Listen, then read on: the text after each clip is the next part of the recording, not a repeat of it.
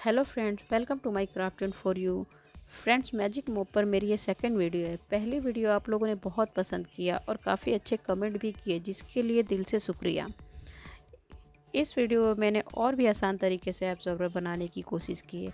हालांकि ये भी वेस्ट मटेरियल पर ही आधारित है। मुझे सेकंड वीडियो थोड़ा आसान लगी, पर आप लोग भी ज़रूर कमेंट करके बताइए कि आप लोगों को मेरी दोनों वीडियो में से कौन सी वीडियो ज़्यादा आसान लगी।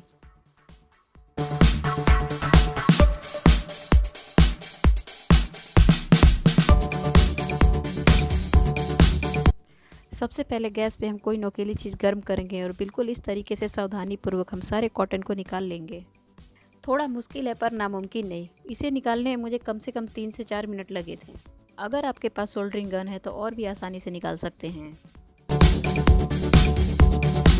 अब हमारा ये पुराना एब्जॉर्बर न्यू एब्जॉर्बर में कन्वर्ट होने के लिए तैयार हो चुका है। अब हम पुराने स्वेटर का इस्तेमाल करेंगे।